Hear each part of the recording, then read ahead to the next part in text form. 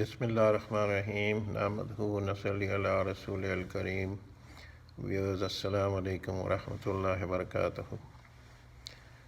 Views, اگر پاکستان کی history کو دیکھا جائے تو پہلے 10-11 سال سویلین حکومتیں تھیں، اور پھر اس کے بعد ملٹری ڈکٹیٹرشپ آ گئی ایوب خان کی۔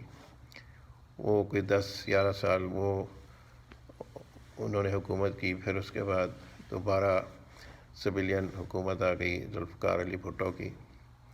اس نے 6-7 سال حکومت کی، پھر اس کے بعد ملٹری ڈکٹیٹرشپ ضیاء الحق کی آ گئی۔ اس کے بعد 10-11 سال کے بعد پھر سویلین حکومت آ گئی بے نظیر کی، نواز شریف کی۔ وہ کوئی 8-10 سال کا عرصے کے بعد پھر مشرف کی ملٹری حکومت آ گئی۔ تو اس کے بعد پھر سویلین حکومت آ گئی۔ اب پھر دو سال گزر گئے ہیں، اور اب پھر ملک میں گڑبڑ شروع ہو گئی ہے۔ تو یہ کیوں ہوتا ہے کہ 5-10 سال کے بعد حکومتیں گر جاتی ہیں اور پھر ملٹری ڈکٹیٹرشپ آ جاتی ہے؟ تو یہ ایسے کیوں ہو رہا ہے؟ کبھی لوگوں کو سوچنا چاہیے کہ یہ پاکستان میں کیا مسئلہ ہے جو سویلین حکومتیں فیل ہو جاتی ہیں بار بار۔ یعنی کہ ان کو موقع نہیں ملا، انہوں نے اتنے موقع ملے ہیں، اور اس کے باوجود ان کی پرفارمنس ایسی ہوتی ہے کہ ملٹری حکومت دوبارہ واپس آ جاتی ہے۔ تو اس میں یہ چیز صاف ظاہر ہوتی ہے کہ ان لوگوں نے کوششیں تو پوری کی ہیں، ٹیکنوکریٹس بھی لائے ہیں، ایکسپرٹس بھی لائے ہیں، ساری دنیا سے انہوں نے لونز بھی لیے ہیں۔ یعنی یہ نہیں ہے کہ حکومتوں نے کوشش نہیں کی کہ ملک کسی اسٹیبلٹی کی طرف جائے، مگر اس کے باوجود یہ دوبارہ فیل ہو جاتے ہیں۔ تو اس طرح یہ سلسلہ چلتا رہا تو جو تھوڑا بہت ملک رہ گیا ہے یہ بھی ٹوٹ جائے گا۔ تو یہ لوگوں کو سوچنا چاہیے کہ یہ کس طرف جا رہے ہیں۔ سب سے زیادہ چیز جو پاکستان کو پریشان کرتی ہے وہ یہ ہے کہ ابھی تک لیڈرز نے یہ ڈیسائیڈ نہیں کیا کہ ابھی یہ ملک یہ کیوں بنا تھا، اور کیا ادھر کس قسم کا نظام ہونا چاہیے تھا۔ کہ اللہ تعالیٰ نے پاکستان کو ایک نمونے کے لیے بنایا تھا کہ دنیا کے سامنے ایک نمونہ ہو، کہ لوگ دیکھیں کہ اسلامی حکومت کیسی ہوتی ہے۔ اور اتنے سال گزرنے کے بعد یہ ابھی تک لوگوں کو سمجھ نہیں آ رہی کہ یہ جو چیز پاکستان میں نہیں ہے اور شروع سے نہیں تھی، وہ یہ تھی کہ حکومت میں اسلام کبھی بھی نہیں تھا۔ وہ جو انگریزوں کا نظام چل رہا تھا وہی ابھی تک وہی چل رہا ہے۔ یعنی جب پاکستان بنا تھا تو ان کو چاہیے تھا کہ پہلا کام جو یہ کرتے کہ عربی زبان کو یہ کمپلسری کر دیتے۔ اب انگریزوں نے اگر انگریزی کو کمپلسری کر سکتے ہیں، یعنی ایک دور سے حکمران آ کے اپنی زبان کو نافذ کر سکتے ہیں، تو مسلمان اپنے ملک میں قرآن کی زبان کو نافذ نہیں کر سکتے۔ یعنی جس مقصد کے لیے اس پاکستان بنا تھا، جس وجہ پاکستان وجود میں آیا تھا، اسلام کی وجہ سے آیا تھا، بنگالی اور پٹھان اور سب یہ جمع ہوئے تھے۔ یہ کیوں جمع ہوئے تھے، کیوں اکٹھے ہوئے تھے؟ اس لیے ہوئے تھے نا، اسلام کی وجہ سے۔ تو اسلام کی کون سی زبان ہے؟ قرآن کی کون سی زبان ہے؟ قرآن کی جو زبان ہے وہ آج تک کمپلسری نہیں۔ اب اردو نیشنل لینگویج ہے، جب اردو نیشنل لینگویج ہوئی تو بنگالیوں نے کہا کہ ہماری لینگویج کیوں نہ نیشنل لینگویج بنے۔ تو انگریزوں نے تو اپنی لینگویج کو نیشنل لینگویج بنا دیا، کمپلسری بنا دیا، اور 30-40 سال ایک جنریشن کے بعد ساری پاپولیشن انگریزی جاننے لگی، آفیشیل لینگویج بن گئی۔ آج تک ساری پاپولیشن انگریزی جانتی۔ اسکول کا سسٹم انہوں نے چینج کر دیا، اور لینگویج چینج کرنے سے لوگوں کی ذہنیت چینج کر دی۔ یعنی عربی سے کٹ گئے، قرآن سے کٹ گئے، قرآن کی سوچ سے کٹ گئے، سارا نظام چینج ہو گیا۔ لینگویج اتنا پاورفل ٹول ہے. اب امریکہ جو سا ہے اس میں کون سی چیز ہے جو ایک تو اکنامک انٹرسٹ ہے اسٹیٹس کا، دوسرا یہ ہے کہ لینگویج کامن ہے. ہر آدمی جو امریکہ میں آتا ہے چاہے کسی ملک سے آئے اسے انگریزی سیکھنی پڑتی ہے. ساری دنیا سے لوگ امریکہ میں آتے ہیں، مگر ان کو پتہ ہے کہ امریکہ میں کامیابی کا طریقہ ایک ہی ہے کہ لینگویج سیکھنی پڑتی ہے، اور وہ سیکھ جاتے ہیں. تو جو مسلمانوں کی کتاب ہے جو قرآن ہے وہ تو عربی میں ہے، اور آج تک کسی حکومت نے آج تک کمپلسری نہیں کی. اب 2 سال سے زیادہ ہو گئے ہیں اس حکومت کو، ابھی تک عربی کمپلسری نہیں ہے. ابھی تک وہی بچے، وہ جو ذہنیت ہے ان کی وہی ہے جو وہ جو پڑھتے ہیں، جیسے جو آدمی پڑھتا ہے اس طرح کا اس کا ذہن بن جاتا ہے. اب قرآن وہ پڑھتے ہیں، اول تو پڑھتے ہی نہیں ہیں، اگر پڑھ بھی لیں تو سمجھ بھی نہیں آتی، اور اگر سمجھ بھی آ جائے تو پھر ذہن تو ان کا نہیں نہ بنا ہوا، ذہن تو ان کا وہی ہے. تو اللہ تعالیٰ ایک ذہن بناتے ہیں. قرآن میں اللہ تعالیٰ نے ایک سوچ دی ہے. حضور صلی اللہ علیہ وسلم نے 23 سال جو محنت کی صحابہ پہ، وہ یہ تھی کہ ان کا ایک ذہن بن گیا تھا، اللہ کا ڈر ان کے دل میں آ گیا تھا. ان کا اللہ کا ڈر دل میں جب آ جاتا ہے تو اللہ کے حکم ماننے آسان ہو جاتے ہیں. اگر اللہ کا ڈر دل میں ہے ہی نہیں تو پھر وہ اللہ کے حکم کو کیا سمجھیں گے، اس کی تو پرواہ نہیں کریں گے.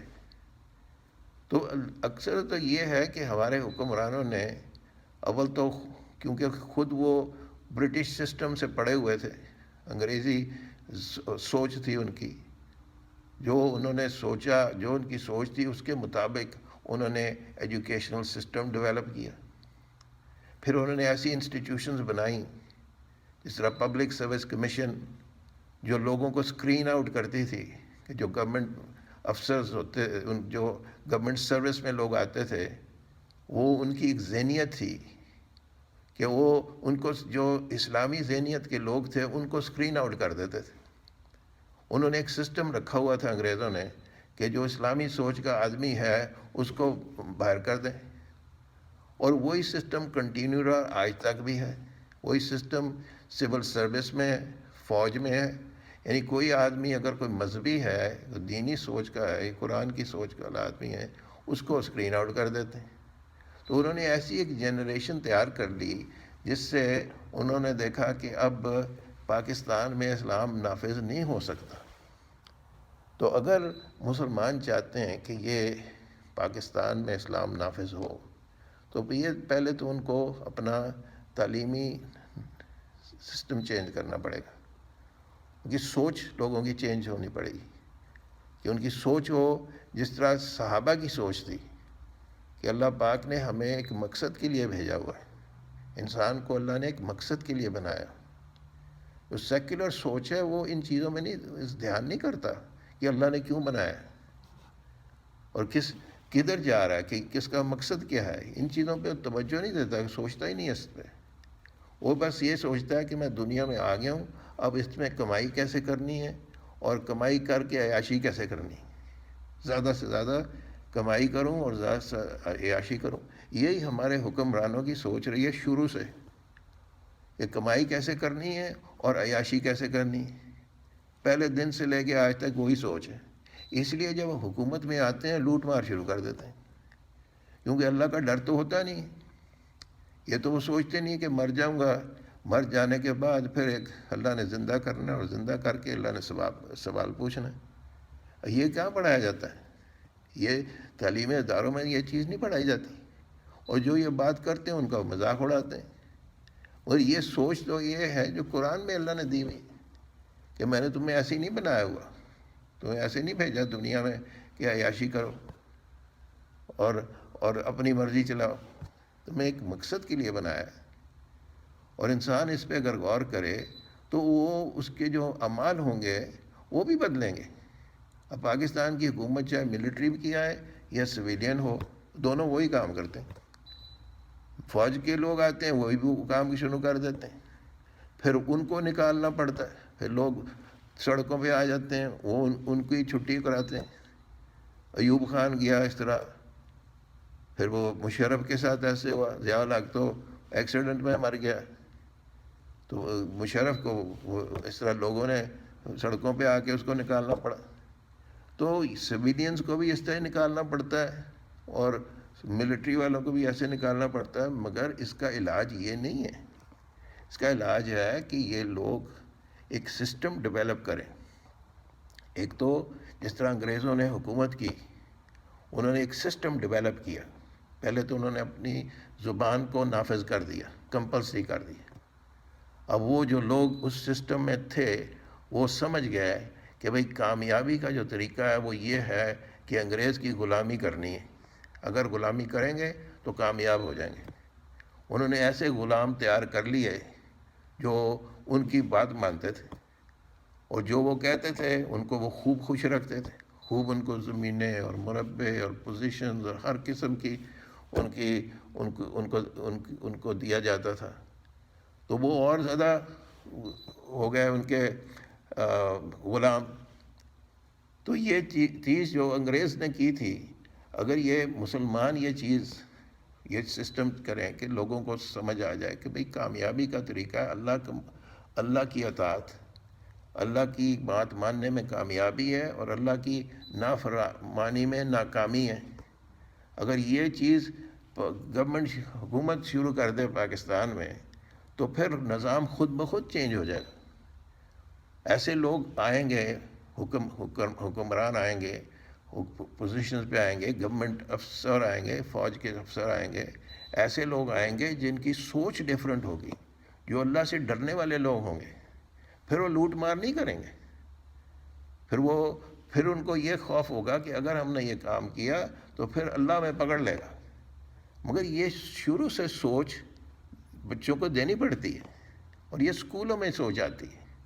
یہ پورا ایجوکیشن کا جو سسٹم ہے یہ بالکل غلط سسٹم ڈیولپ ہوا ہے، وہ بالکل غلط سوچ ہے. اب اس میں آپ بچے کو تھوڑا سا قرآن پڑھا دیں، تھوڑی سی حدیث پڑھا دیں ادھر ادھر، اس سے کیا بنے گا؟ کچھ بھی نہیں بنے گا.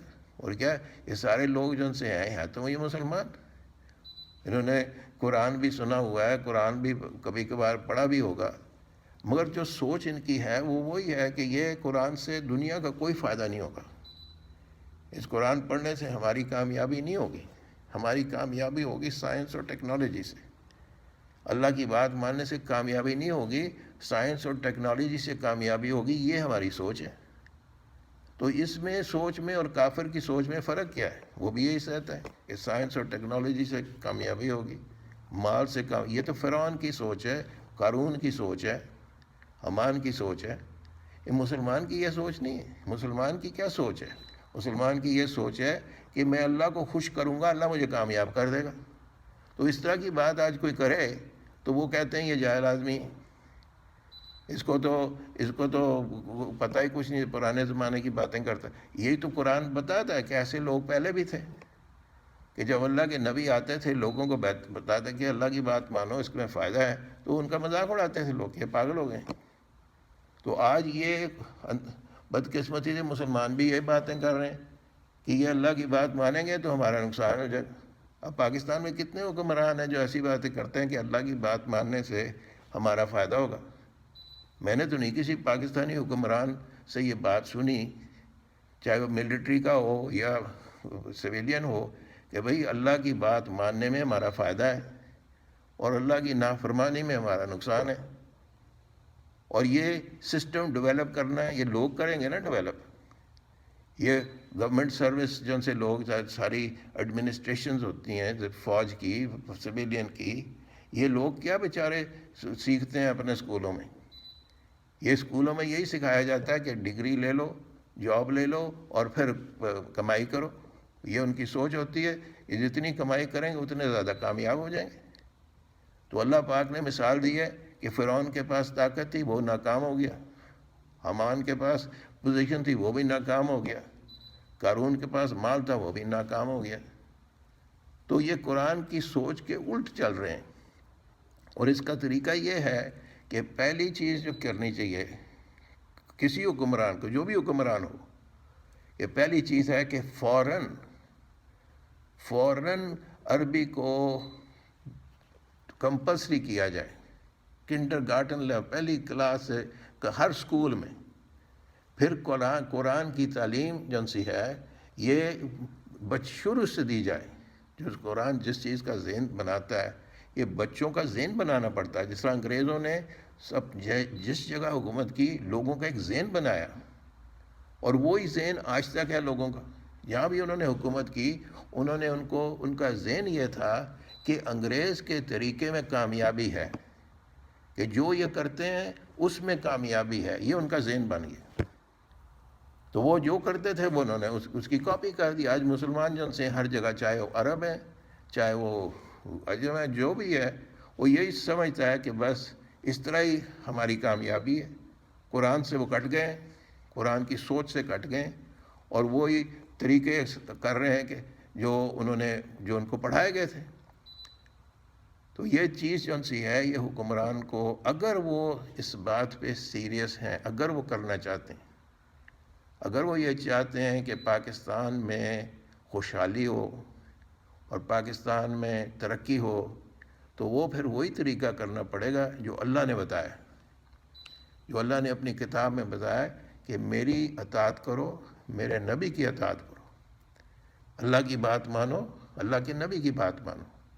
جو اب قرآن آپ دیکھ لیں کہ 6,000 سے زیادہ آیتیں ہیں، 600 صفحے سے زیادہ کی کتاب میں ہیں، اور حدیثیں ہزاروں کی تعداد میں حدیثیں ہیں. 23 سال حضور صلی اللہ علیہ وسلم نے قرآن کو ایکسپلین کیا، بتایا اس کا یہ مطلب ہے. اور وہ صرف بتایا ہی نہیں، اس کو نافذ کیا. اب وہ پورا ماڈل لوگوں کو تو پتہ ہی نہیں کہ وہ ہے کیا. پاکستان کے جو حکمران آئے ہیں پہلے سے شروع سے لے کے آج تک، ان کو تو اس کا پتہ ہی کچھ نہیں ہے.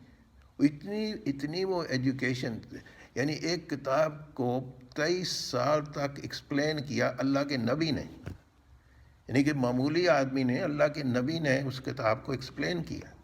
اور اس کا جو ایکسپلینیشن ہے وہ ہزاروں یعنی بکس میں ہزاروں حدیثوں میں ہے. اب اس کا جو علم ہے وہ کتنا وقت لگے گا وہ علم حاصل کرنے کے لیے. اگر بچپن سے شروع سے بچے یہ حاصل کریں تو پھر کئی سالوں کے بعد ان کی ان کا کوئی فاؤنڈیشن بنے گی اور کچھ ذہن بنے گا.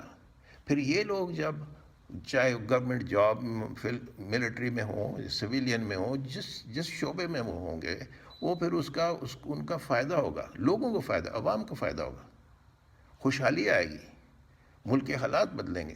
یہ جو طریقہ ہے کہ لونز لو اور ڈیولپمنٹ کرو اور سائنس کرو اور یہ کرو، یہ تو فیل ہو چکا ہے. یہ حکومت پہلی حکومت نہیں ہے جو یہ کام کر رہی ہے. پچھلی حکومتوں نے بھی یہی کی ہوں. ٹیکنوکریٹس کو بلاؤ، پی ایچ ڈیز کو بلاؤ، ایم بی ایس کو بلاؤ، ان کو جابز دے دو، ان کو یہ کر دو، ان کو یہ ملک کے حالات بہتر ہو جائیں گے. یہ کرتے رہے اس طرح 1000 سال کرتے رہے، کچھ بھی نہیں ہوگا. یہ جو چیز ہے جو کرنی چاہیے فوراً، وہ یہ ہے کہ لوگوں کو اللہ کی طرف متوجہ کریں، کہ اللہ کی طرف متوجہ ہوں گے اللہ مدد کرے گا. اور اللہ کی مدد کے بغیر کچھ بھی نہیں. قرآن میں اللہ کہا کہ ساری دنیا تمہاری مدد کرنا چاہے، اللہ نہ چاہے تو تمہاری مدد نہیں کر سکتی. یہ قرآن ذہن بناتا ہے.